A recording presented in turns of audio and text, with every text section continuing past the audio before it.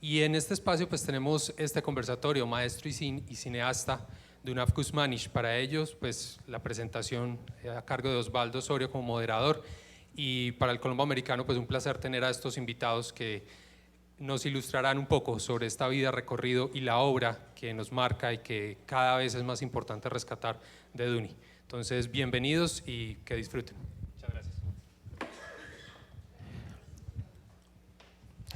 Buenas noches.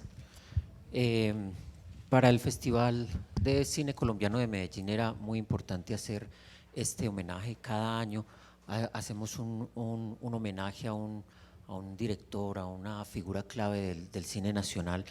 La razón para hacérsela este año a Duni Kuzmanic era, pues primero que todo, es para sacar un poco de ese anonimato, de ese injusto anonimato que tiene uno de los más importantes cineastas del país, con apenas 5 películas, un cortometraje, pero además todo el trabajo que hizo en televisión, y especialmente su trabajo de formación, tanto en Bogotá cuando llegó desde Chile a mediados de los 70, enseñándole un sistema y un método de producción a muchos de los cineastas de acá, como luego cuando estuvo los últimos años de su vida en Medellín y dejó a todos esos pupilos suyos, incluso organizados en la corporación Duni Kuzmanic. Era importante resaltar pues la presencia y la existencia y la obra aún vigente de este cineasta. La excusa final para decidirnos este año para hacerle este homenaje a Duni es la caja con sus películas que sacó la Fundación Patrimonio Fílmico Colombiano y la Cinemateca Distrital. Eso ya es muy significativo porque nos está diciendo que institucionalmente hay un reconocimiento por la obra de Duni Kuzmanic. Se invirtió un trabajo, un esfuerzo, un dinero. Javier Mejía estuvo muy detrás de esa restitución de sus obras. Eran películas casi míticas, todo el mundo hablaba de Canaguaro y nadie lo había visto.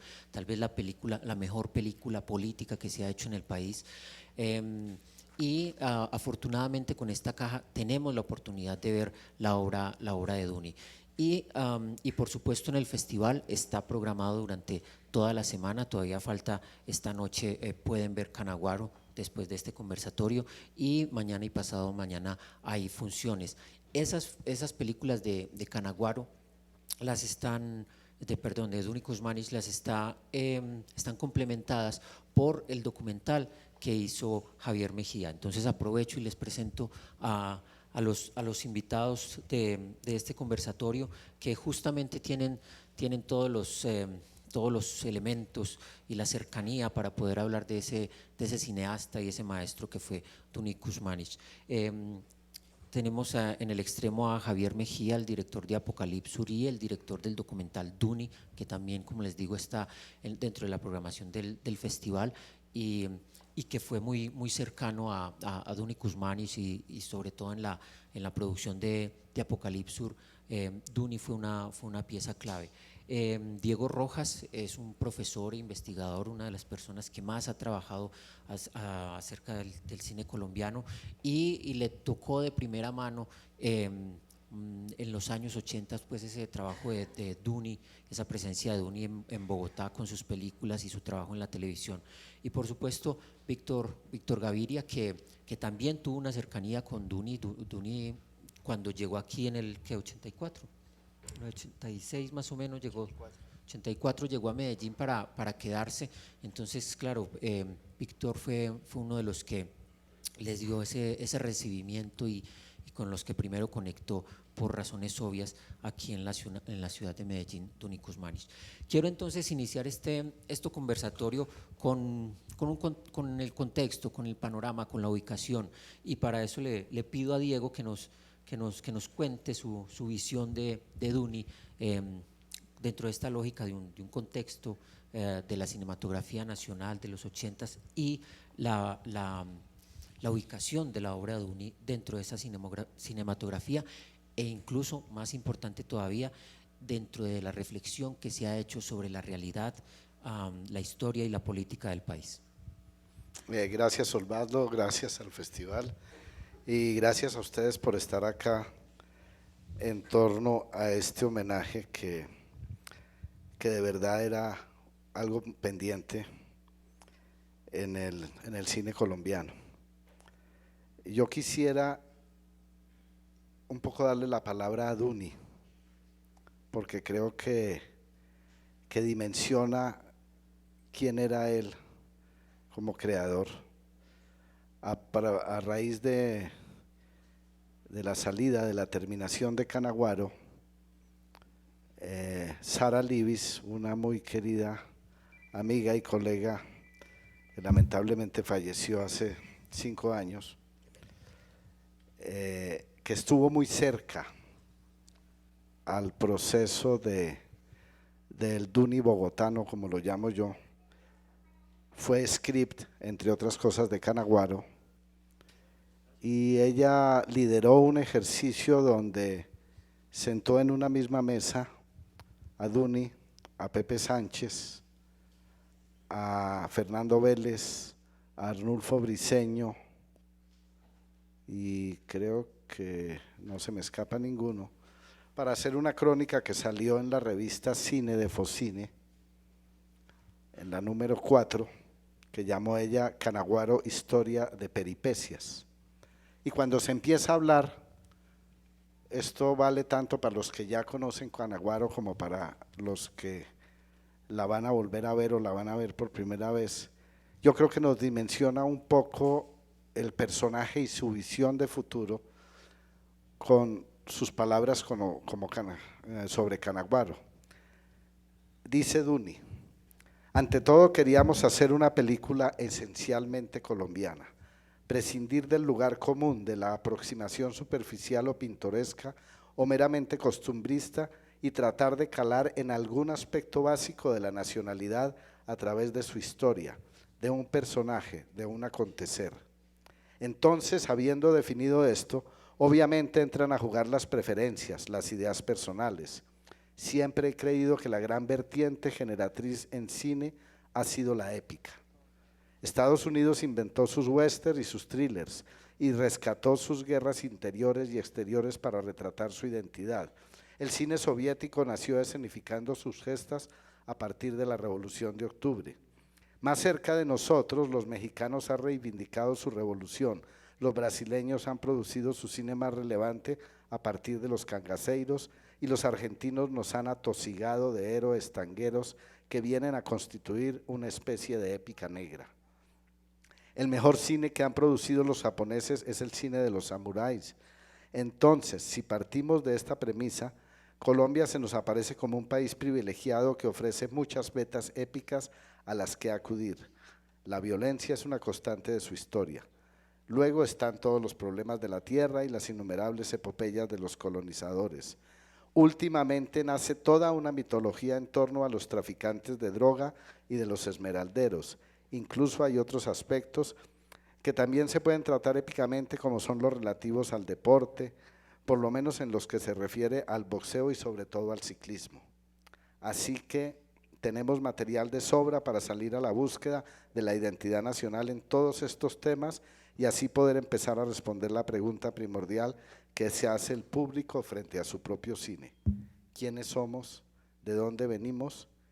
Y creo que este tipo de respuesta es más fácil empezar a darla a partir de este tipo de cine, el épico, y de ahí que eligiéramos el tema de la violencia. La intervención de Duni dura mucho más, pero la quise traer este comienzo, un poco como les decía, para dimensionar la persona.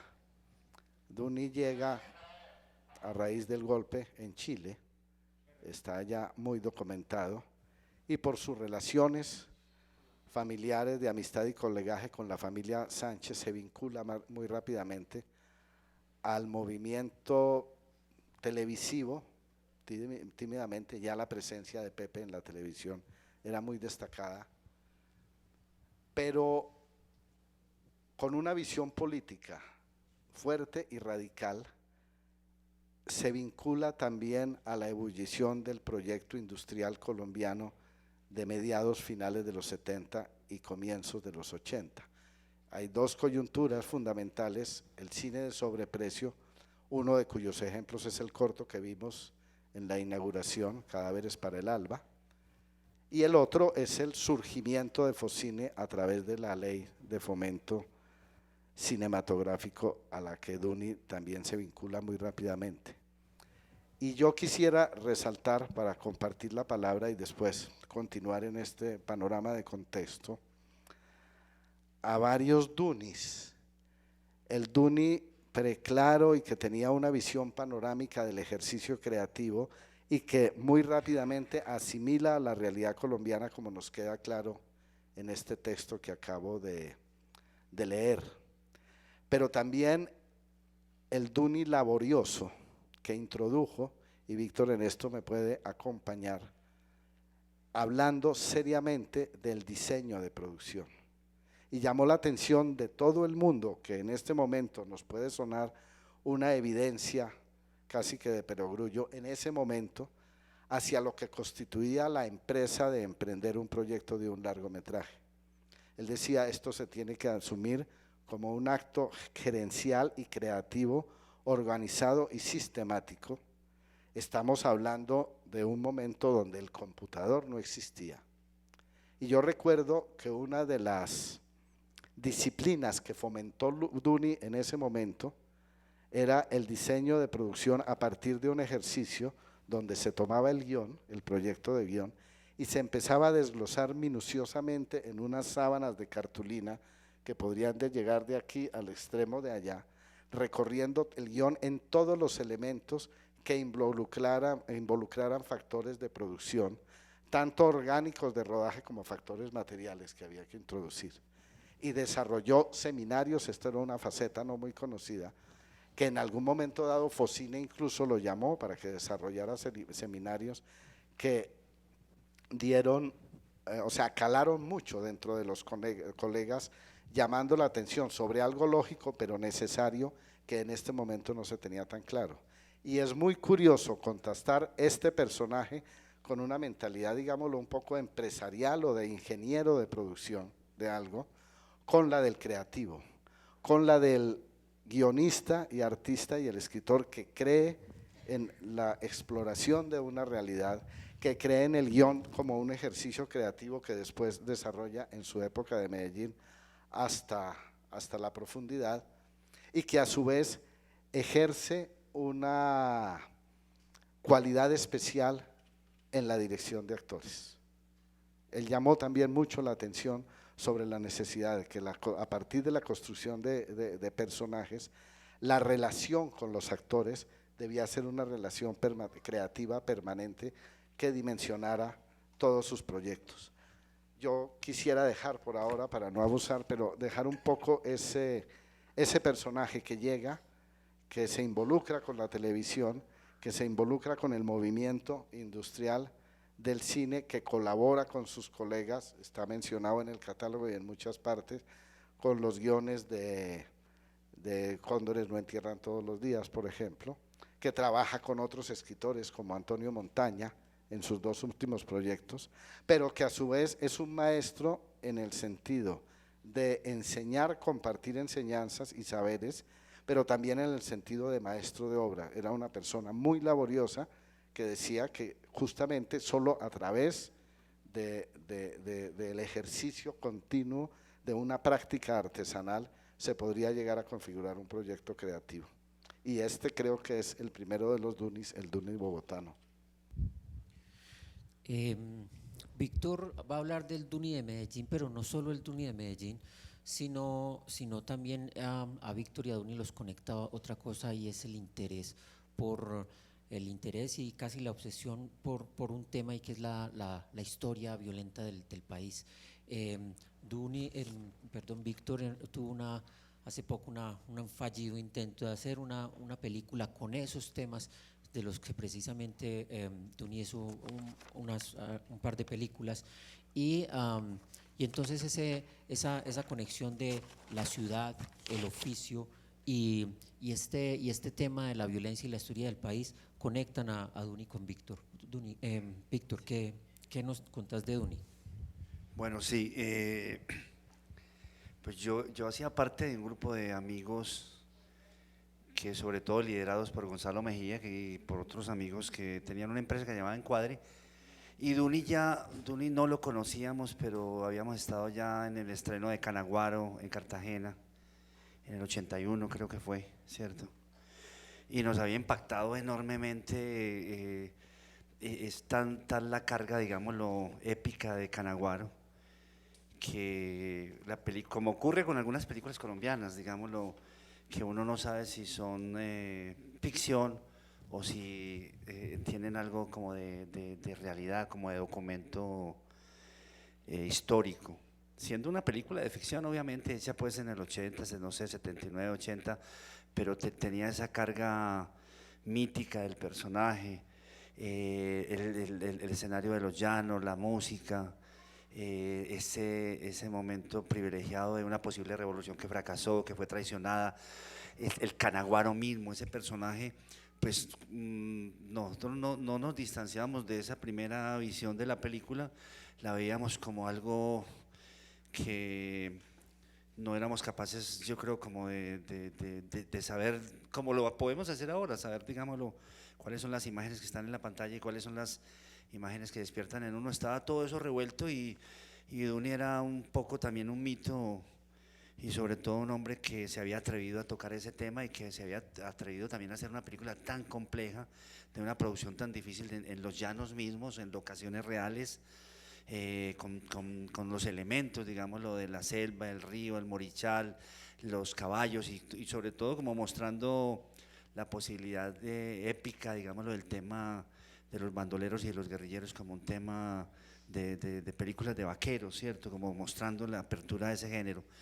Y yo había visto también una película que me había gustado mucho en el Festival de Bogotá, que clausuró el Festival de Bogotá creo que en el 84, antecitos de él venir, eso fue creo que como comienzos de año, y que fue Ajuste de Cuentas, que yo salí transformado de esa película, con una enorme admiración por Duni Kuzmanis,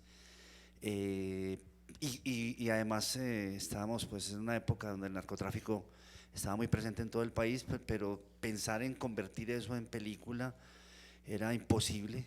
Solamente un hombre que venía, digámoslo, de una cinematografía y un tipo que era un cineasta podía de pronto atreverse a hacer eso. Y ahora vemos Ajuste de Cuentas y bueno, obviamente la vemos muy distinto, ya han pasado muchísimos años, sabemos mucho de lo que ocurrió en el narcotráfico, pero esa presencia, digámoslo, de ese cine negro, de esos varones de la mafia, que apenas estaban, digámoslo, dándose a conocer como elementos de relato. En todo caso, Duni llegó, pero el Duni que llegó acá fue sinceramente un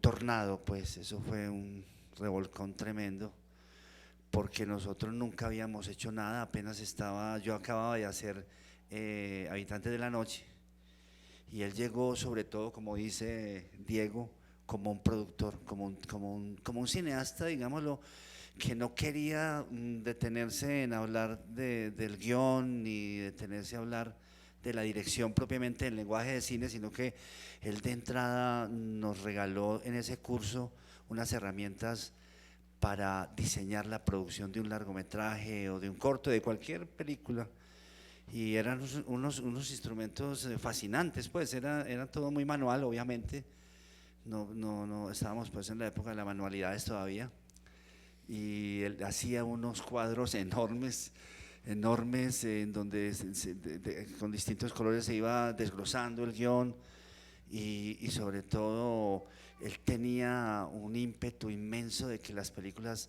no había que pararse, digámoslo, a pensar si se hacían o no se hacían, sino que había que hacerlas ya, y él tenía como esa convicción y es decir, convirtió en cineastas a una cantidad de gente que estaba lentamente entrando en el cine a partir, digámoslo, de la crítica de Luis Alberto Álvarez y a partir pues de los proyectos de Focine, que apenas estaban empezando los mediometrajes de Focine, y Duni llegó aquí a empezar como una etapa de su vida creativa, no sé por qué en Bogotá había ya terminado unos ciclos, yo creo que también unos ciclos pues personales, y aquí encontró muchísimos amigos, encontró amor también, y sacudió sacudió este grupo que, como les digo, con toda la timidez apenas estábamos pensando cómo se hacía un guión y pensando apenas en cómo entrábamos a aprender la cinematografía y el lenguaje del cine. Él inmediatamente, todo el mundo, todo ese grupo se reunió en torno a él, especialmente Gonzalo Mejía, Carlos Henao, y una productora que se llamaba Pasado Meridiano, a la que yo pertenecía al comienzo, pero toda esa productora se aglutinó en torno a los proyectos de Duni. Entonces, de alguna manera, algunos pues sobramos ahí, entonces empezamos a hacer otras cosas, creamos tiempos modernos, pero ahí empezó la historia, digámoslo, del Duni, que hizo todos esos largometrajes, porque todos se hicieron acá. O sea, después de Canaguaro y después de La agonía del difunto, él los 4 largometrajes los hizo acá. O sea, no, tres largometrajes, que fue toda una experiencia para un grupo de gente. Incluso una lástima que muchas de esas personas no están acá, pero él hizo pues el Día de las Mercedes, Mariposas, y ¿cuál más? No, solamente esas 2. Ah, bueno, pero hay una película que también le debe mucho a Duni, y es el Tren de los Pioneros. El Tren de los Pioneros es producida por Duni directamente. O sea, Leonel Gallego se ganó la posibilidad de hacer 4 mediometrajes en ese momento, o sea, lo que equivalía a un largometraje.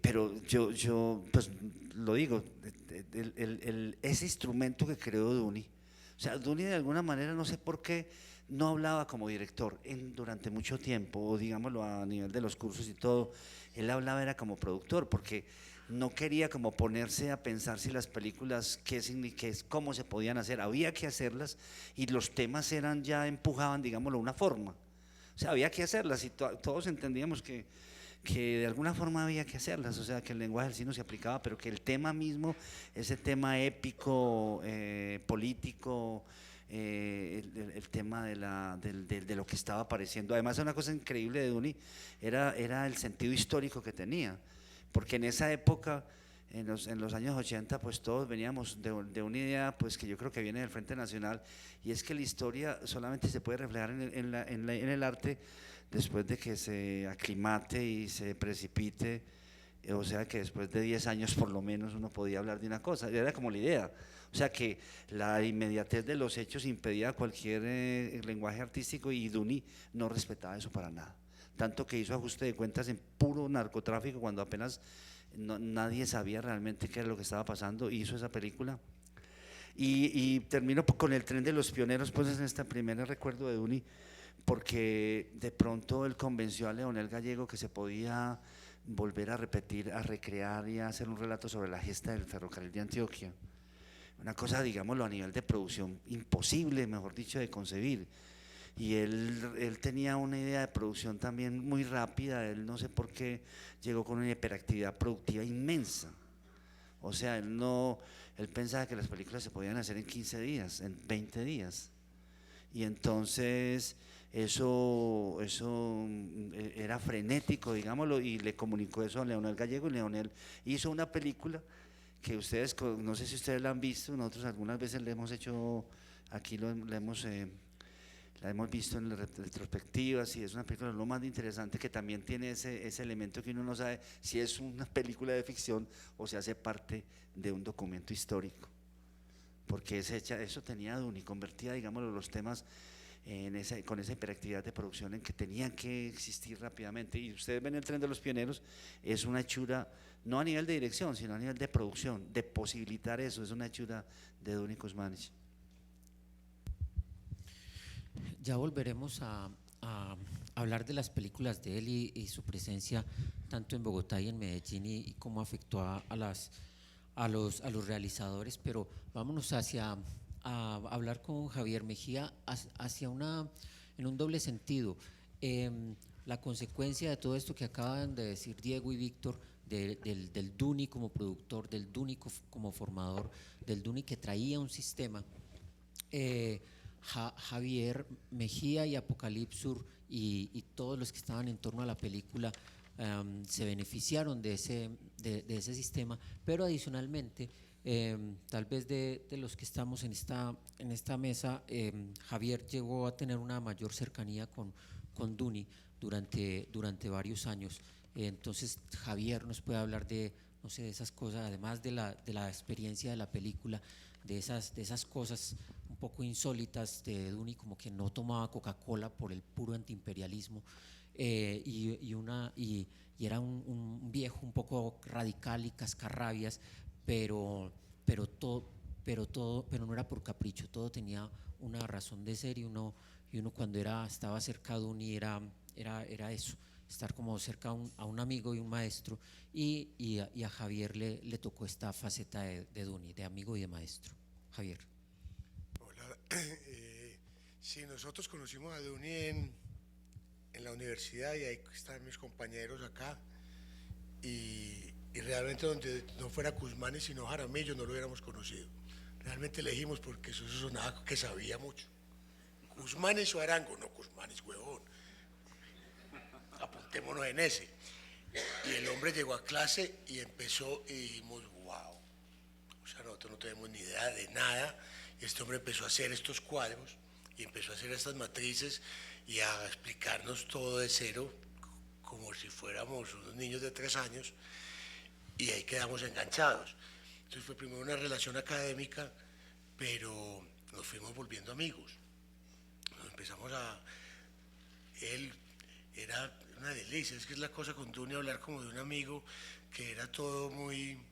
Duni sabía de todo, y si no lo estudiaba al otro día ya sabía de eso. Entonces era una relación maravillosa que fue durante muchos años el sueño. Nosotros, unos loquitos con ganas de hacer cine, y que Duni nos lo hace ver viable, que era una relación muy loca, porque uno decía como el cine, una cosa, y él lo aterrizaba y le decía, no, es que sí se puede, que nos regañaba mucho, es que ustedes tienen que hacer más para que cada vez que se haga una película no sea una ópera prima, porque cada vez empieza uno de cero. Entonces le daba mucha rabia y se emputaba porque nos tenía que enseñar a volver a desglosar cada 6 meses.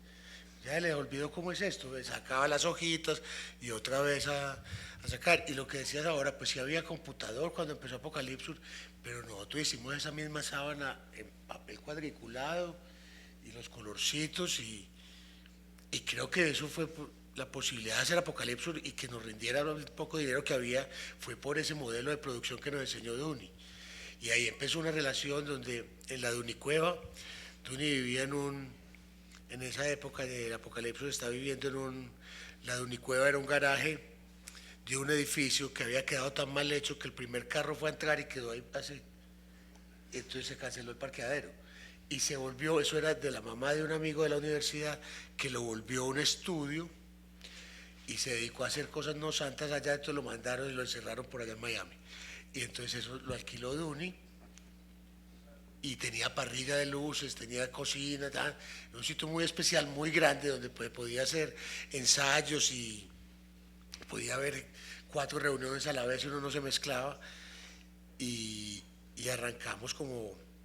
Entonces era reunión de trabajo, pero también era una reunión de ver mucho cine, de ver Él había dejado de ver mucho cine porque ya todas las películas para él eran remakes, ¿cierto? Esto ya lo hicieron en el 35. No jodas, Duni, ¿cómo así? ¿Perfume de mujer ya la hicieron? Sí, claro, Vittorio Gassman, huevón. Entonces a buscarla, porque la Al Pacino le parecía indignante. Y entonces fue una cosa de convivencia, de conversaciones eternas, largas, de conversar y hablar y ver mucho cine con él.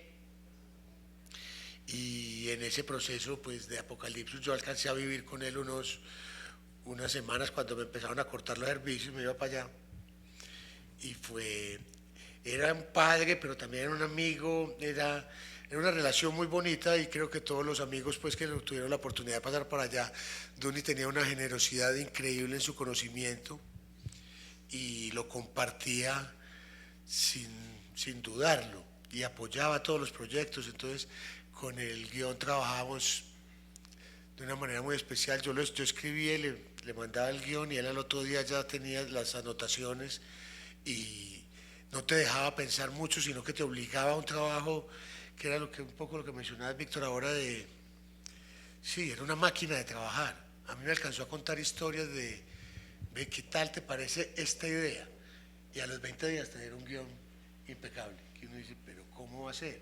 Y eran unos procesos de levantarse con una rigurosidad casi como de monje, de clausura, a escribir tantas horas diarias, parar, fumarse un cigarrillo y seguir, una cosa aterradora. Y ya en rodaje, y ya con Apocalipsis fue muy respetuoso, él me ayudó como en la producción, el diseño de la producción fue una cosa importantísima, en el guión me dio muchos consejos y ya en el rodaje no iba porque se aburría. Él decía que los rodajes todos eran iguales, que este come la script, el otro come aquella, no, eso es muy harto. Y entonces ya no iba. Entonces solo fue como solo recuerdo haberlo visto en una escena que le preocupaba mucho, que era en Apocalipsis la escena como de la caleta y que es como que le gustaba mucho esa escena y estuvo ahí, no dijo nada. Se fue como disgustado porque creía que yo me había cagado la escena porque estaba forzando al actor mucho. Después la vio y le gustó, le siguió gustando mucho y me dio un consejo, el único como consejo, o sea, me imagino que fueron miles, pero el que yo más recuerdo que funciona mucho es: no te vas a comer a la productora. Eso, al pie de la letra. Al pie de la letra. Me dijo, no, hasta que terminé, no se puede. No se te ocurra. Yo no entendía muy bien por qué, después ya entendí. Bueno, yo quisiera devolverme un poco, pues sí, a retomar ya específicamente las películas de Duni. El cine colombiano ha sido muy timorato cuando habla de política.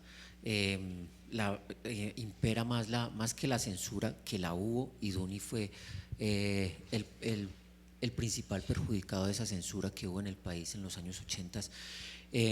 Me parece que impera más la autocensura, el miedo de los directores a no decir ciertas cosas, justamente por miedo a que no se las dejen decir. Ya decía Víctor cómo a Duni eso no le importó. Y si vemos sus películas, Canaguaro es una película sobre cómo el Partido Liberal que creó las guerrillas de los Llanos Orientales traicionó a estas guerrillas cuando se inició el Frente Nacional. El Canaguaro es la historia de esa traición en clave de épica llanera y guerrillera y revolucionaria. La agonía del difunto es sobre el problema de la tenencia de tierras, que sabemos que el problema de las tierras es la base de la violencia histórica que tiene este país.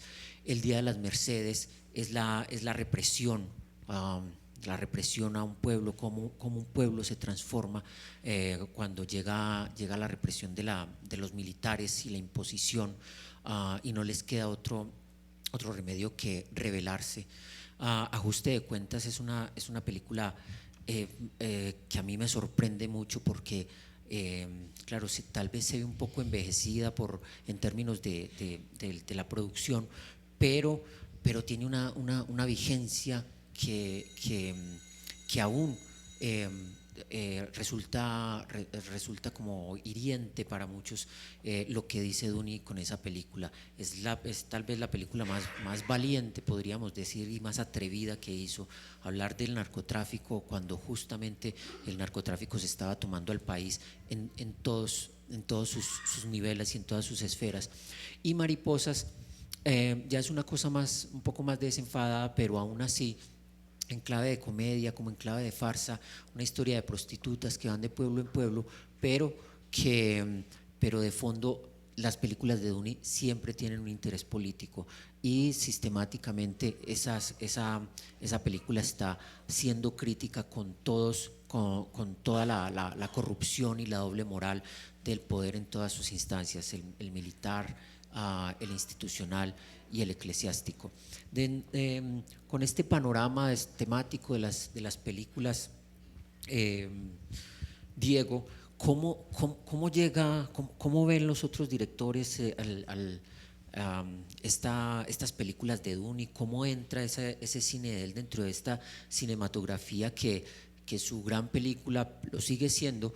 Es Cóndores, de quien Duni también fue el co-guionista, pero existe la tesis de que Cóndores no entierran todos los días en realidad no es una película tan frontalmente política, porque lo que hace Cóndores es centrar la violencia y responsabilizar de la violencia a un solo hombre, ¿cierto? A diferencia de Canaguaro, que si dice, vea, los responsables son estos y estos por tales razones.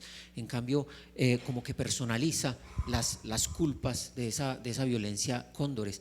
Entonces, Duni sí hablaba frontalmente. ¿Cómo llega Diego Duni con ese cine, con esos temas, con esa frontalidad para tratarlos? ¿Cómo es visto? Y tal vez vos nos puedes hablar más claramente cuáles fueron esos problemas que tuvieron cada una de las películas de Duni en términos de censura. Sí, en el caso de Canaguaro habían varios factores muy curiosos. Yo me imagino, nunca llegué a comentarlo con Sara, que era la más cercana, ni con Carlos, pero que la cercanía de Pepe con la televisión, la importancia y la presencia de Pepe con la televisión colombiana fue los que vincularon a este personaje de Alberto Jiménez, que es el actor protagonista de Canaguaro. Y Alberto Jiménez funge como productor del proyecto de Canaguaro a un guión que funcionó en un ejercicio de creación colectiva. Duni lo narra en esta crónica. Dice que querían un poco tomar la imagen de Guadalupe Salcedo, pero que Guadalupe ya tenía una entidad mítica y había muchos Guadalupes que como que comprometían la veracidad del proyecto, y además tenían unas ideas locas de una superproducción con matanzas, persecuciones, porque era un poco como un gran retablo de la violencia, lo que se imaginaban. Entonces es Pepe Sánchez el que sugiere que por qué no se limitan a una secuencia que es donde se narra la traición del Partido Liberal a los guerrilleros en la entrega de armas, y enfocados ahí construyen el relato de la película. De alguna manera el señor Jiménez, productor y galán de la televisión colombiana, no hacía mucho había hecho una de las tantas versiones de María en televisión, y era un Efraín muy conocido en ese momento. Yo lo recuerdo entrando a las oficinas de Focine, porque él empieza el proyecto cuando el Fondo de Fomento Cinematográfico lo alimentaba FONADE, y Canaguaro, que siempre fue un lío que heredó Focine, donde él tenía que ir a negociar cómo era el asunto, pero que Alberto Jiménez de alguna manera quería lucirse como protagonista, y la habilidad de estos personajes, Duni y Pepe, fue la de comprometerlo en un proyecto que él creía que era para su individual y su propio lucimiento, en un proyecto coral.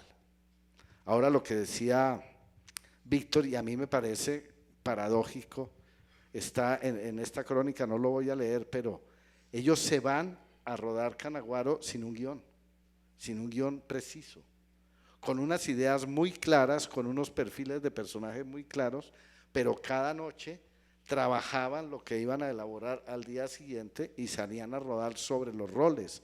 Usted es el antiguo maestro que tuvo que llegar a la guerrilla, usted es la antigua prostituta que tuvo que llegar a la guerrilla, Canaguaro anda en busca de la venganza de esa tragedia familiar, etcétera, etcétera. Entonces digo, paradójico es que una persona tan rigurosa y tan precisa como Duni se lanzara a rodaje sin un guión de hierro tan preciso como sus diseños de producción. Tú me preguntas un poco cómo se vio Canaguaro en su momento. Yo creo que la primera reacción del medio fue: este tipo se está metiendo en honduras muy profundas, o sea, está señalando un drama histórico con puntos y comas sin ningún temor. Y eso hizo que se tejiera una suerte de saboteo en la exhibición comercial de Canaguaro, que con los problemas financieros que ya tenía Alberto Jiménez como productor y las muchas deudas contraídas, hicieran que la carrera comercial de la película fuera tortuosa y finalmente se agotara muy rápido, y Canaguaro se volviera una película que había que escudriñar por allí, hasta que definitivamente quedaron unos Betamax y se perdió, y durante muchos años no se pudo hacer nada con Canaguaro por los líos de derechos judiciales que tenía el productor Alberto Jiménez, pero sin embargo sí permeaba mucho el respeto que a los demás colegas les infundía el atrevimiento que este grupo habían hecho con esa propuesta. Y cuando entiendo que Ajuste de Cuentas llega como un proyecto externo al grupo, pero también un poco me imagino que acaballados en la audacia del grupo, Duni, Pepe y esta gente, a enfrentar la historia del narcotráfico. La agonía del difunto lamentablemente no se puede incluir, no se pudo incluir en la caja de patrimonio. Hablábamos el otro día con Javier, porque de la película no hay sino unos negativos, se perdió la película.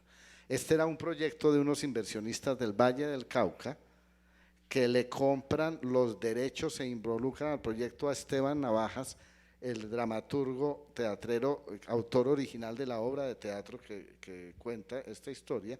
Ellos toman un crédito costosísimo de Focine, fue una película de una gran inversión y que tuvo un fracaso en taquilla estrepitoso que también los comprometió. Recordemos que estos primeros años de Focine funciona como un banco de créditos blando, pero igual la única opción que le quedaba era embargar el patrimonio de los productores que se habían atrevido a esa aventura. Entonces, estas tres películas que son las bogotanas, unidas a las dos películas paisas finales, a Las Mercedes y a Mariposas S.A., pues es la crónica de unos azares permanentes, con líos del proyecto productivo, con líos de derechos, con líos que enredan la finalización y en buen término. Mariposas nunca se estrenó, creo que el Día de las Mercedes tampoco se pudo estrenar.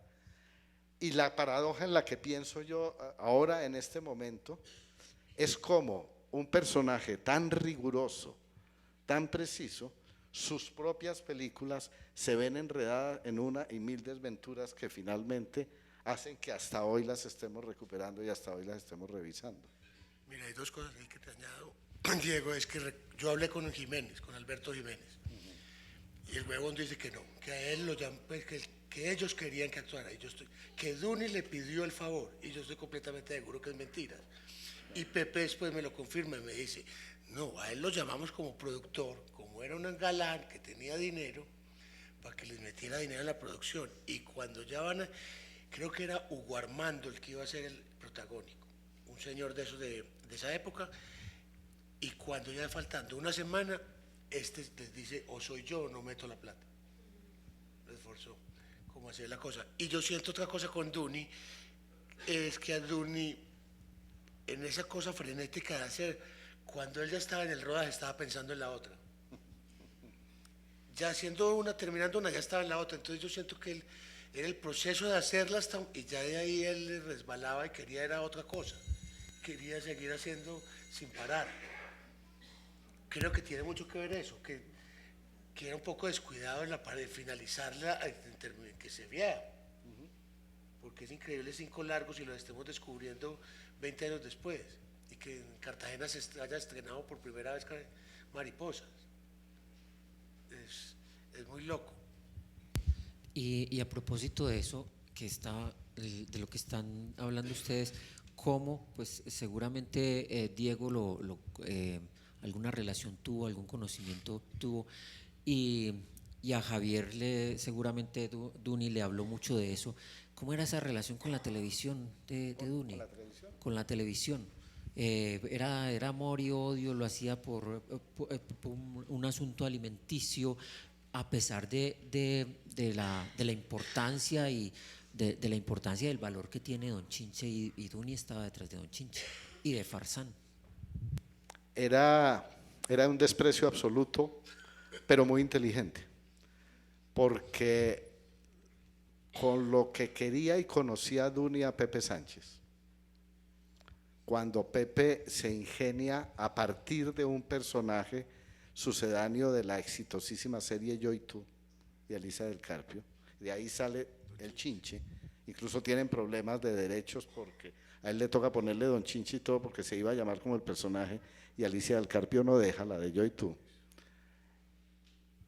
La propuesta de Pepe era, vamos a hacer una serie en exteriores, con una cámara, trabajando con un director de fotografía como su hermano Carlos, y con personajes populares que escudriñe la cultura popular bogotana a partir de la disculpa de una comedia de esa comunidad de Don Chinche.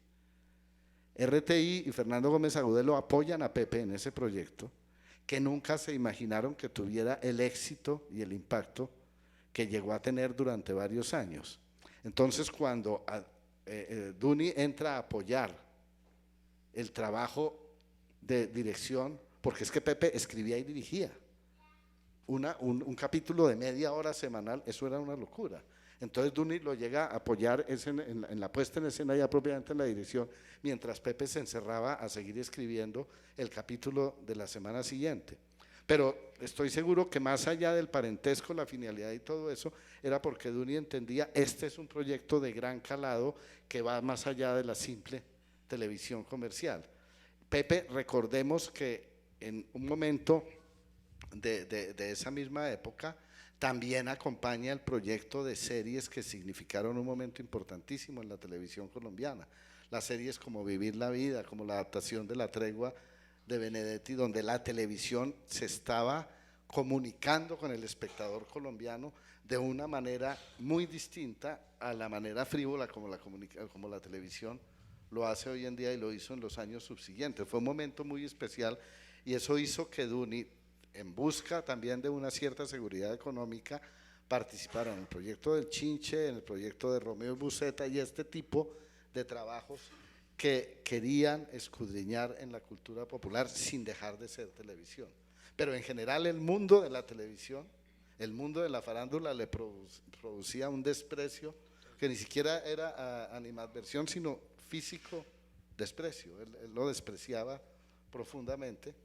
Y en el fondo yo creo que Pepe también, pero sus cuentas mensuales no lo dejan que lo practique muy hábilmente. Sí, hay una parte, hay cosas que las descubrí fue en la investigación, porque Duni además tendía, cuando se instala en Medellín, a borrar todo lo que pasó, todo su pasado bogotano lo borra, pues no lo menciona y no existe para él. Eso desaparece y lo mismo, y ni qué decir de Chile. Chile sí que menos, entonces solo a veces se lograba, daba detalles que uno iba armando un imaginario de su pasado, pero esto era un misterio para nosotros realmente. Entonces creo que lo que ya hablé como con Carlos Sánchez, pues que eran sus cuñados Carlos y Pepe, es que ellos se intercambiaron un poco los roles, porque igual Duni le produce San Antoñito a Pepe, y fue, exacto, pero me lo cuenta, ya me cuenta Pepe es que él nunca se enteró de esto. Él le muestra el guión una vez y Duni se encierra y lo manda al concurso, hace el desglose, hace todo, le llegó con la plata y las locaciones, a decirle, hay que hacer esto. Y Pepe, pues bueno, gracias. Pero él nunca supo como nada. Entonces, y con Carlos Sánchez parece también se colaboraban y se hacían. Entonces, a veces el uno fungía de productor para que el otro pudiera hacer dirección. Tenían como una llave, jugaban en un equipo muy interesante. Se organizaban muy bien. Y creo que también un poco ya cuando él se enamora y se viene a vivir esto, para él se acaba. Creo que el capítulo televisivo se acaba cuando se viene acá y ya dice nunca más. Una parte muy importante de Duni, de su personalidad, de su obra, es el Duni cineasta, es decir, el que sabe contar historias audiovisualmente. Y digo sabe en el sentido integral, porque uno de los grandes problemas del cine colombiano es que tal vez el peso de la tradición literaria e incluso muchos directores tenían más formación teatral y literaria que cinematográfica, se notaba en las películas. En cambio, una de las esencias de Duni es que entendía muy bien cómo contar historias con imágenes, con acciones, con el contrapunto entre imagen y audio. La cartilla que sacó el Ministerio de Cultura con su sistema, por decirlo así, un ABC tremendamente claro para narrar, para cualquiera que se quiera iniciar en narrar cinematográficamente, se lee esa cartillita y lo entiende perfectamente. Una cartilla solo la puede hacer alguien que entiende, no que sabe las técnicas para hacer películas, para las puestas en escena, sino que entiende ese proceso. Y entonces en eso también hay una gran diferencia entre este cineasta chileno que llega aquí a Colombia y unos directores que hacen un cine todavía un poco redundante y tal vez un poco tieso, aplicando el ABC de cómo se hace una película. En ese sentido, Víctor, yo creo que tu visión es importante. ¿Cómo funciona ese Duni narrador cinematográficamente y sobre todo cómo lo veían ustedes y sobre todo en relación con lo que se hacía aquí? Sí, sobre todo en Canaguaro me parece a mí que volviéndola a ver, uno ve un director con mucha intuición y un director, digámoslo, que está proponiendo algo muy distinto al lenguaje de la televisión, porque yo creo que eso fue lo que todo el mundo recibió en principio. Era un tipo que no venía de la televisión y por lo tanto no tenía todos los vicios y la integración del paisaje en Canaguaro, porque Canaguaro es una película hecha con una estructura muy sencilla de unos guerrilleros que van a recoger unas armas y se construye a partir de unos flashbacks, ¿cierto? Donde se cuenta la historia un poco de algunos personajes fundamentales de la película, pero lo hermoso es la integración no solo del paisaje, sino la intuición, digámoslo, de esos personajes que están más allá de los actores, que son el río, el morichal, los poblados, la misma cabalgata, digámoslo, de los guerrilleros, está rodada muy bien, ¿cierto? Con alguien que conoce la historia del cine y que por lo tanto tiene muchas referencias, ¿cierto? Sí, o sea, reconoce uno los grandes directores del oeste americano, pues citados, no solo citados, sino de alguna manera pues compartiendo las intuiciones de esas gestas, digámoslo, de los pueblos que escriben sobre la tierra, sobre el paisaje. Hay secuencias hermosísimas, hay secuencias con el río, con los caballos, que no se limitan únicamente al relato, digámoslo, del guión, sino que crean toda una sensibilidad y una imaginación. Y hay una secuencia en Canaguaro, yo no sé si Diego de pronto la ha mirado con detalle, tú que miras con cuidado todas estas películas, pero es la secuencia de Álvaro Ruiz que llega la policía, los chulavitas, pues a una finca, ¿cierto? Y violan a dos mujeres y queman al final la finca y toda la forma de la puesta en escena, o sea, ahí es donde uno ve al Duni realmente que amaba todavía la puesta en escena, porque a mí me da la impresión de que Duni, no sé por qué, empezó como a aburrirle la puesta en escena, lo que caracteriza al director. Si tú dices que él se aburría mucho en los rodajes, ¿cierto? Incluso a veces uno siente también que hay como un descuido en eso, a veces pues no sé, pero en Canaguaro está el director pleno, imaginativo, con muy pocos recursos, porque es una película súper pobre pues en recursos, ¿cierto? Y había que hacer cosas dificilísimas y él, por ejemplo, cuando llegan todos esas chulavitas a esa casa, tiene una puesta en escena extraordinaria, me parece a mí, cuando entran todos estos chulavitas, salen de cuadro y él se queda el tipo hablando con el hombre de la casa, y oye, y de pronto salen los chulavitas cada uno con una gallina, y pues han salido de cuadro un rato y luego entran corriendo, y lo que sigue después es una escena muy, muy, muy dramática y muy hermosa. Hermosa, pues dramática, digámoslo, comunica lo que él quería, que era la persecución a la muchacha, que la persiguen a caballo y la acosan y al final la desnudan y la violan en una puesta en escena hecha con mucha sensibilidad. O sea, después, y sobre todo también la integración, digámoslo, de la gente, o sea, es una película que muestra que esos guerrilleros todos vienen del pueblo, todos fueron, digámoslo, empujados a la violencia porque fueron maltratados, porque fueron agredidos brutalmente, y alrededor de cada uno de ellos, pues ahí hace unas escenas, digámoslo, de pueblo, de gente, de conversación, o sea, rompe, como quien dice, ese facilismo de la televisión de estar todo el tiempo enfrentando los personajes con respecto al diálogo únicamente en planos medios, planos enteros. Aquí están todos, digámoslo, por primera vez veíamos una película donde el tema era el paisaje, era la cultura, era las gestas del pueblo, de la gente. Por primera vez está todo mezclado, el río, hay cosas muy lindas ahí que tienen muchísima fuerza, que es un director realmente el que está allí. Después yo creo que en el Día de las Mercedes me parece que vuelve a eso, y es una película llena de hallazgos y de puesta en escena también colectiva, ¿cierto? O sea, no solamente son los personajes, sino también es el pueblo, la recuperación pues de unos lugares que son muy bellos todavía, de la plaza, de muchas cosas que más allá de la historia misma, hay un gusto enorme de narrar pues algunos lugares. El director estaba ahí, me parece a mí.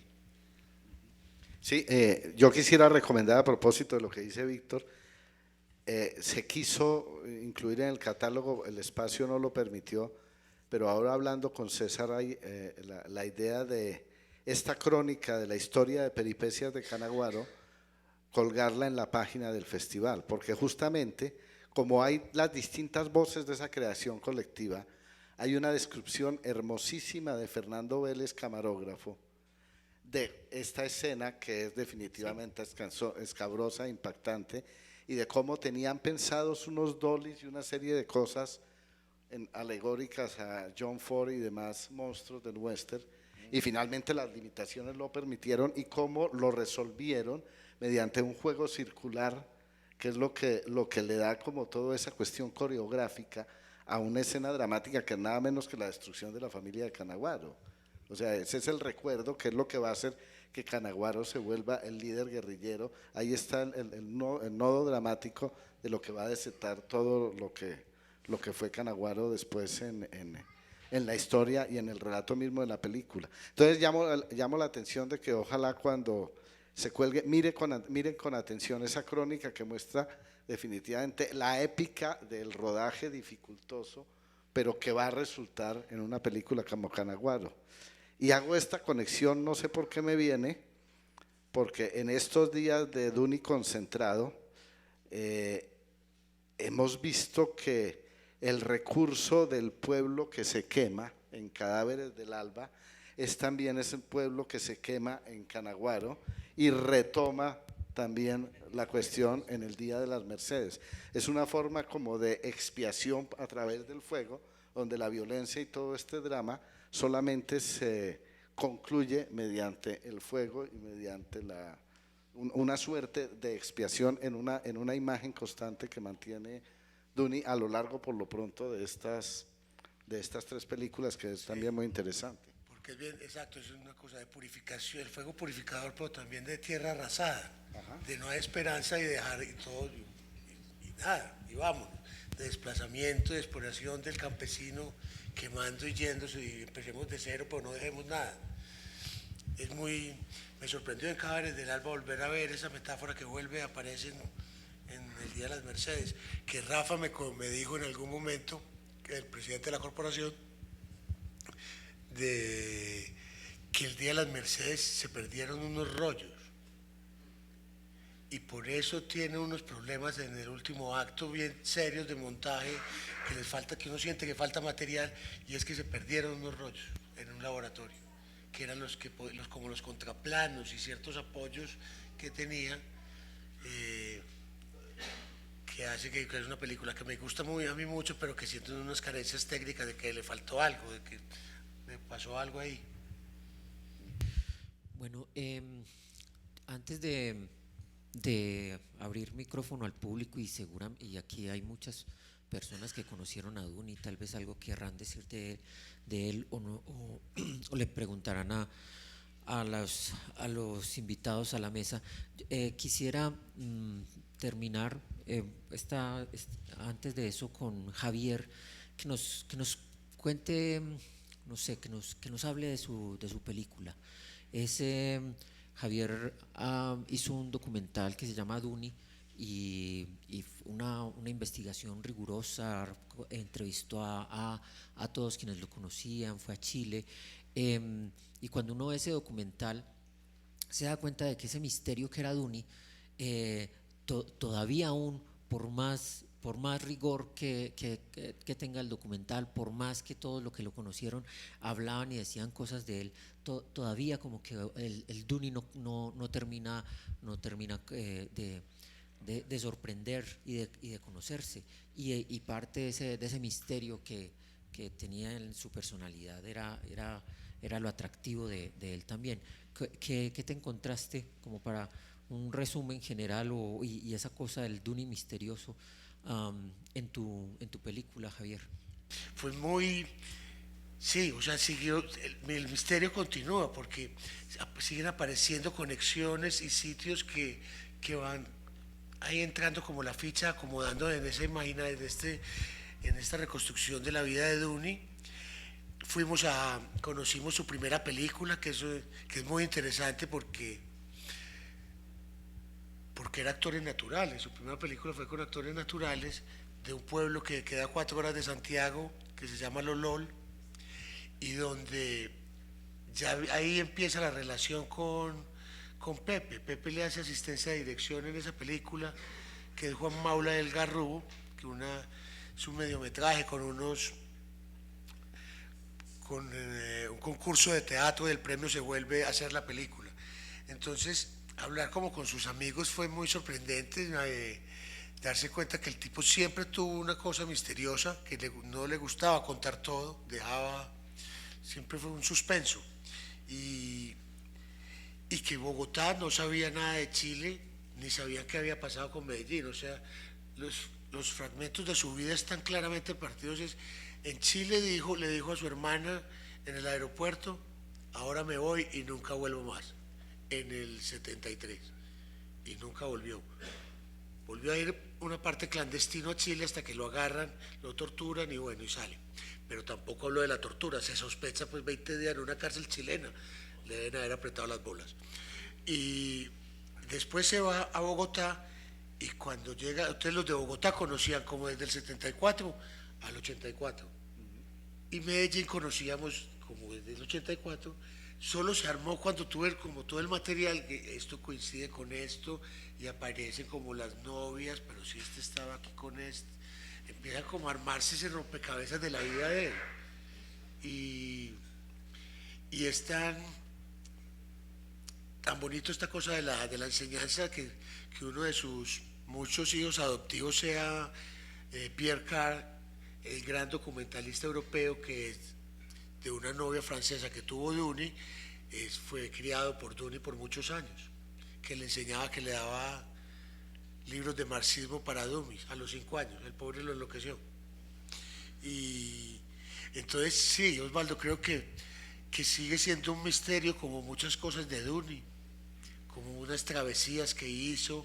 Hay apenas unos datos: fue como muy mochilero en Sudamérica en su juventud y, y solo cuando logramos tener el material nos dimos cuenta que ahí estaba la historia, pero que quedó faltando mucho. Pues también no teníamos un gran presupuesto, un presupuesto muy exiguo y que era o lo hacíamos o no, si no lo hacíamos no íbamos a poder estar en la caja y había que estar en esa caja y poder contar nuestra mirada de cómo lo conocimos, hacerle un homenaje a este tipo que nos marcó tanto.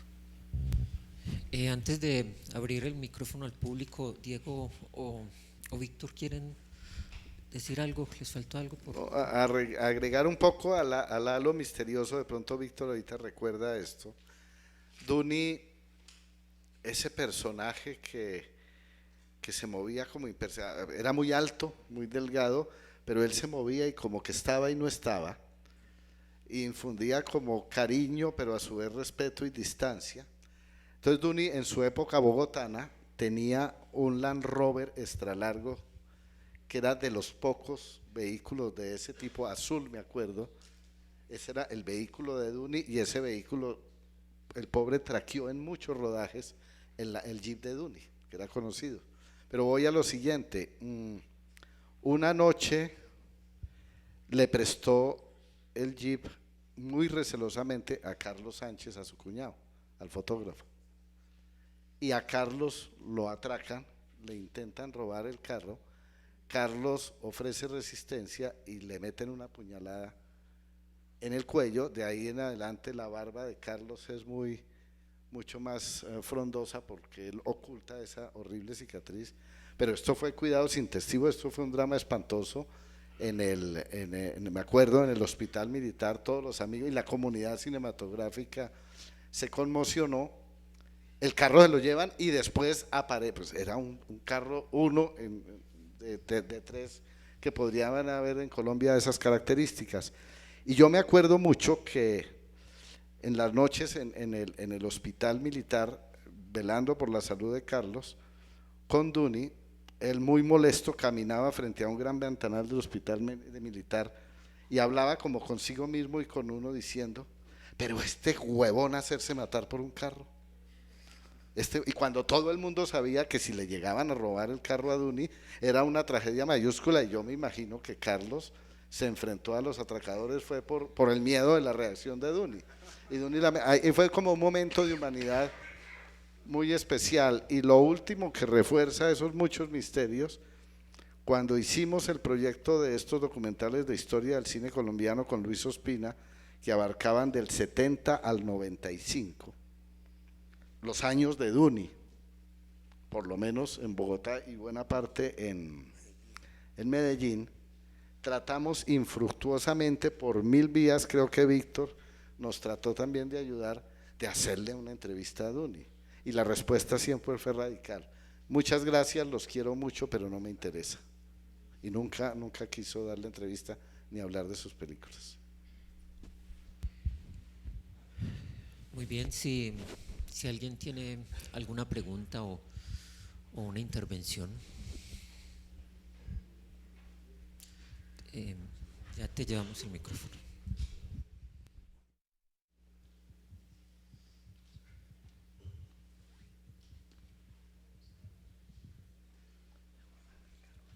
Buenas noches. No, la pregunta es muy sencilla. El título de este festival se llama El Sonido. ¿Qué tiene que ver con Duni? No, dentro de la planeación y la construcción del festival hay varios componentes. Entonces, el festival, la muestra central son las películas colombianas del último año, estrenadas en el último año, pero adicionalmente cada año escogemos un tema para hacer unos seminarios y unos talleres. En este caso es el sonido, pero adicionalmente hay un par de secciones.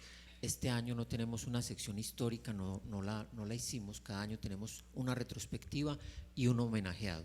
El homenajeado de este año es Duni Kuzmanić, independientemente de que el tema sea el sonido o haya sido cualquier otra cosa.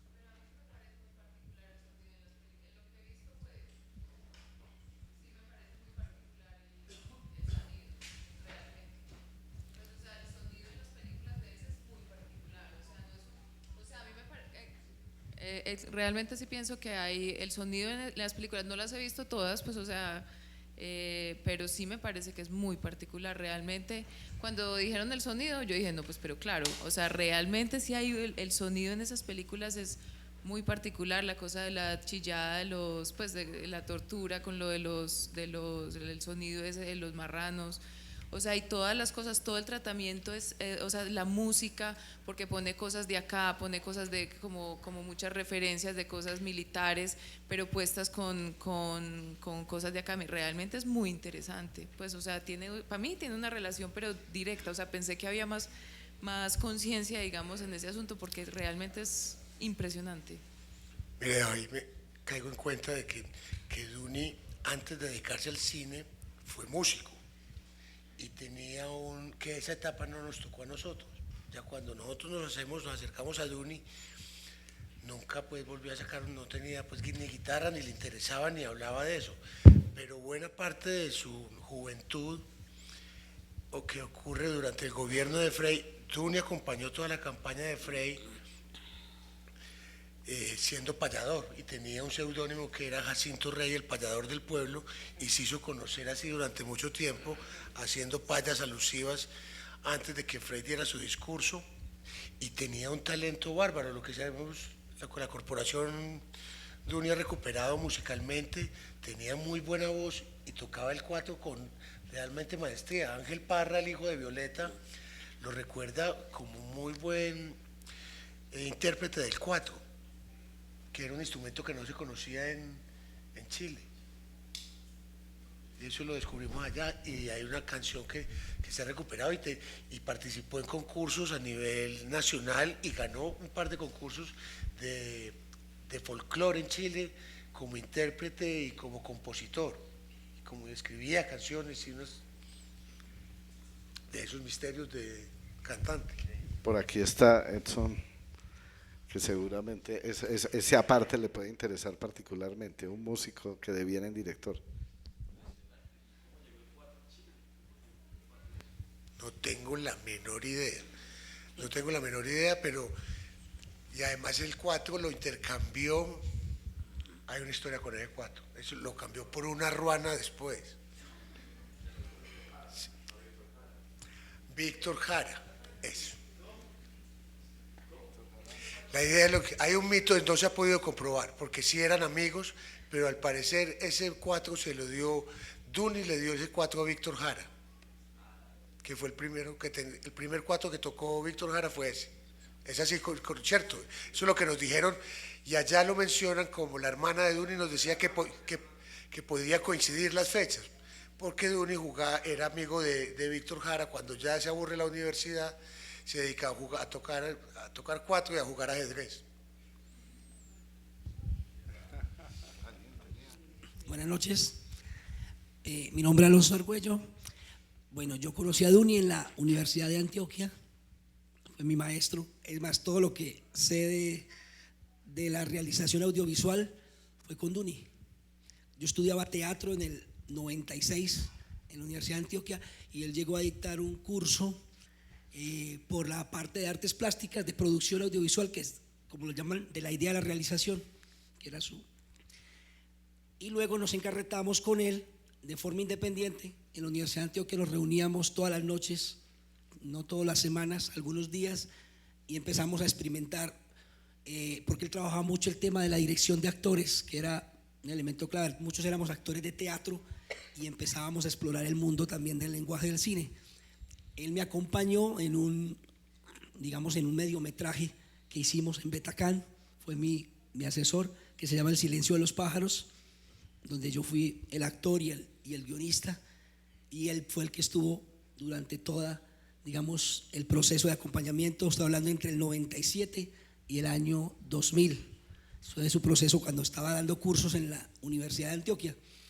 Y no, había un trabajo, es lo mismo. Yo por ahí cuando hablaron del desglose, y que él inclusive en los guiones literarios los enumera, 1, 2, 3, los planos los va enumerando, la forma como él escribe los guiones, o como yo todavía los escribo, ¿cierto? Él va narrando, él va escribiendo plano por plano de forma literaria.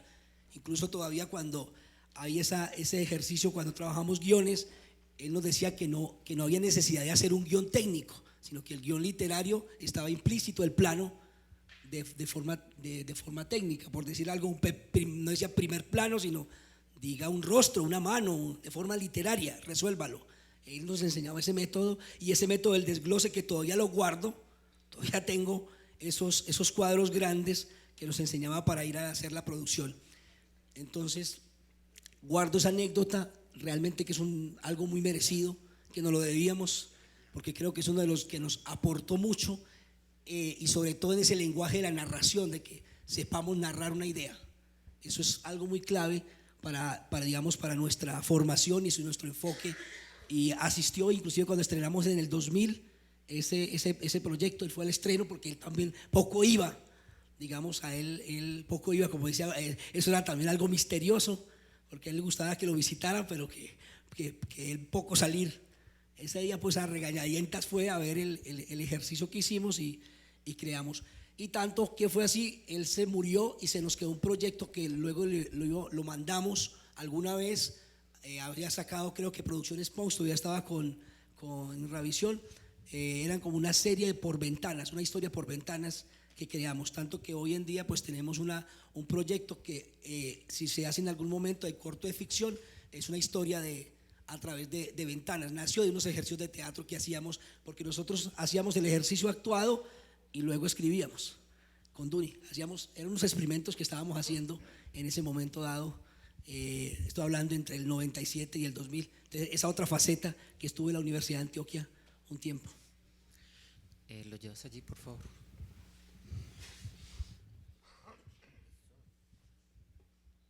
Buenas noches. Yo quiero mencionar algunas cosas. Bueno, una pregunta para Diego, porque siempre, no sé si nos inventamos es dentro de tantos mitos o se lo escuchamos, pero las explicaciones de censura de otras películas. Entonces, por ejemplo, decía que en Mariposas el cardenal Alfonso López Trujillo había presionado fuertemente que no saliera porque había unos, en la iglesia, las figuras de los santos eran unos gordos con la misma estética de las figuras de Botero. También hablaba de algún militar importante que había presionado para que alguna película no saliera. A ver si tiene alguna versión para aumentar el mito sobre la censura de algunas de las películas. Porque además de las imágenes de gordos, el cura era Bebé, el payaso. Exacto. A mí me tocó una vez en la Unicueva cuando fueron a hacerle una visita para el documental del que mencionas, que fue Luis Ospina y Claudia Triana, y los recibió amablemente, y simplemente la respuesta fue: pues yo no puedo salir en un documental de cine porque yo no soy cinematografista, porque yo soy, pues si he hecho películas, son películas que nunca se han visto, entonces no lo soy, no puedo hablar nada de eso.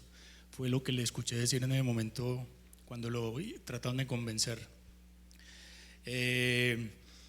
Creo que faltó también hablar del guión de la película Los Polizontes, que él fue guionista. ¿Cómo es que se llama, Víctor?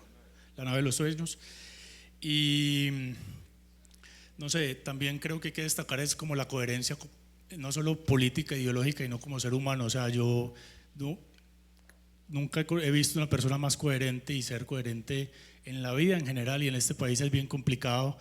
Y, o sea, le vimos unas facetas de la vida en circunstancias económicas muy complejas, pero siempre veíamos el ser humano que nunca dio un paso atrás, por más difíciles que fueran esas circunstancias económicas, para ceder en algo de lo que él pensara.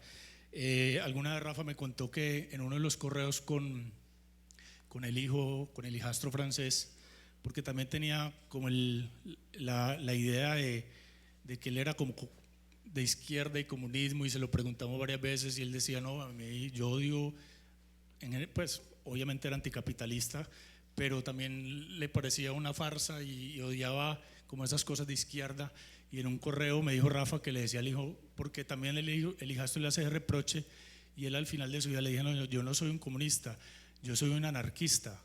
Y cuando uno asume esa posición, entendiendo a un anarquista como el lado del desorden, sino el ser humano que decide tomar sus propias decisiones y responder por ellas sin que medie el Estado, pues realmente yo al único que he visto que es capaz de sostener eso es Duni. Entonces me parece que la coherencia es una cosa que hay que mencionar también. Chévere eso que decís, Caleño, y la dignidad de Duni, como a pesar de la situación como estuviera, era una dignidad por encima de cualquier cosa, y la palabra que utiliza el Caleño es muy clara, de coherencia. Cuando este muchacho menciona los talleres, que Duni no tenía documentos, tenía una cédula de extranjería del 74 vencida, entonces daba unos talleres y era como con testaferros. Alguien firmaba, otro le pagaban y la plata volvía por otro lado en una vuelta. Todo lo de él era así era rarísimo, todas las vueltas, porque tendía a perder una pelea como con el Estado, con el oficialismo, como con lo políticamente correcto, lo aburría, lo sacaba de casillas. Qué personaje tan especial era. Javier, en el 2001 yo trabajé en la Universidad de Manizales y pues dio clase allá, no alcanzó el año y esa plata le venía muy bien, entonces él vivía por Los Colores y me llamó la secretaria de la facultad que Duni no aparecía, entonces yo vivía cerca y fui, y yo, Duni, tú pues te llaman de la facultad, entonces asomó a la ventana y dijo, ya, no voy a ir, ¿cierto? Pero después entendiera que claro, no se iba a ir en bus hasta allá, le mandaban los tiquetes, pero ya el señor del DAS de inmigración de Olaya Herrera le había dicho, pues ya la próxima vez no lo puedo dejar pasar, ¿cierto? Porque tenía pues una cédula de extranjería más súper vencida y él no tenía la manera de renovarla, entonces hasta ahí le llegó como la voluntad de ir a dictar esa clase.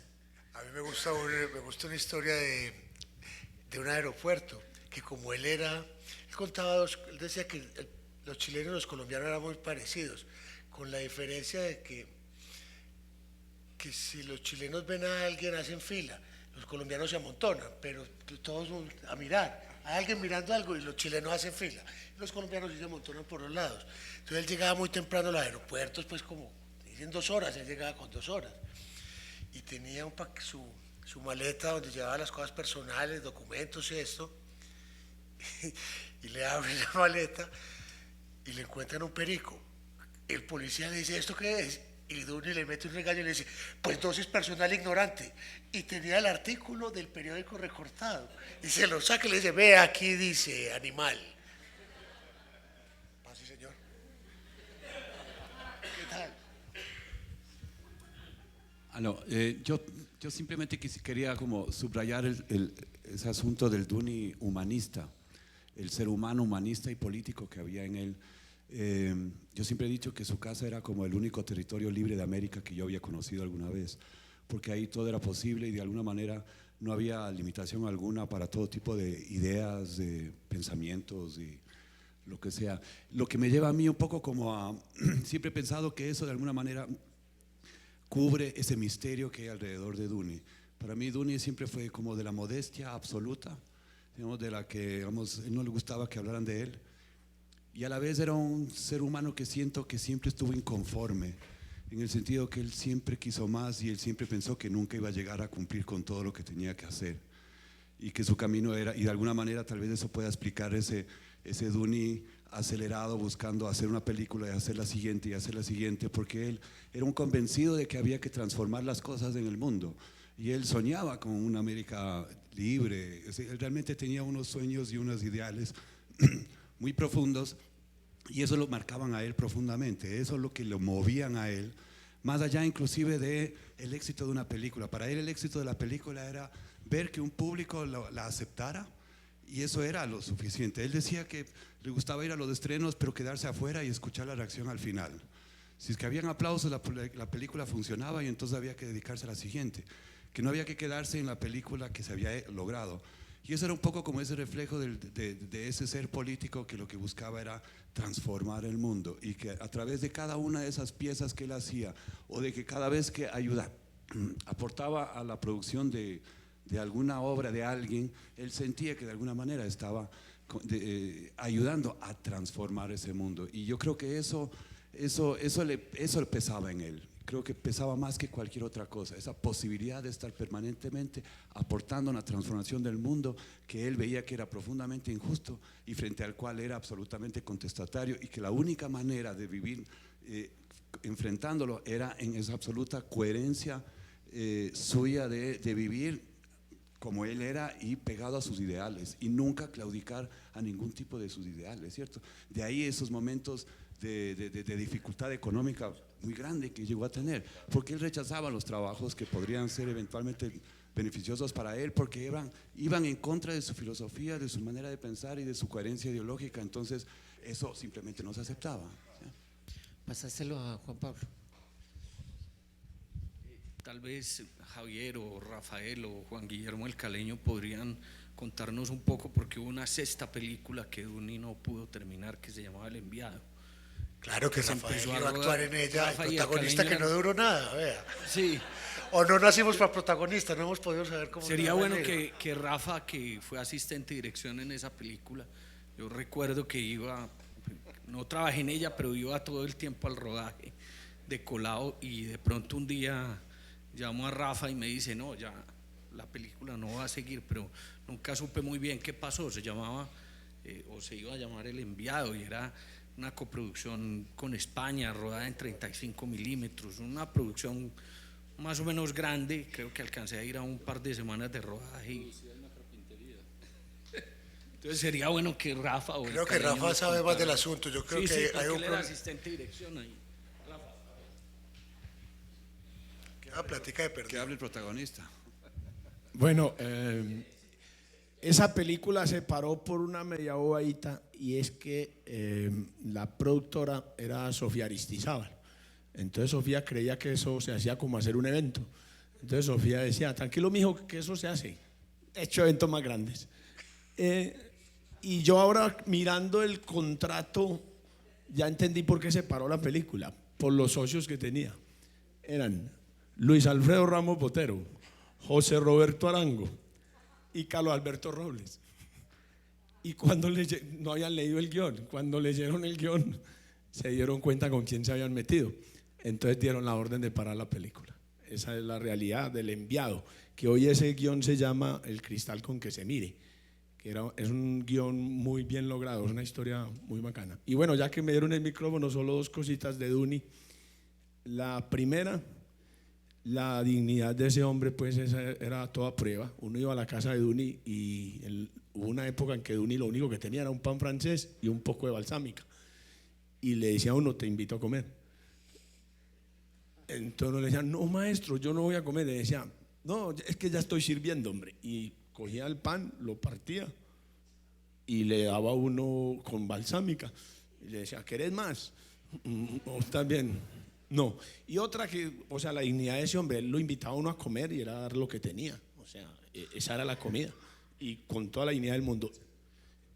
Otra cosa, bueno, me hace acordar el Caleño de la coherencia del hombre y de ese asunto con lo estatal y la obligación del Estado frente a los ciudadanos, que yo lo fui a vincular a la seguridad social. Y yo tengo una empresa, entonces lo fui a vincular y le dije, maestro, mañana viene la asesora. Entonces dijo, listo.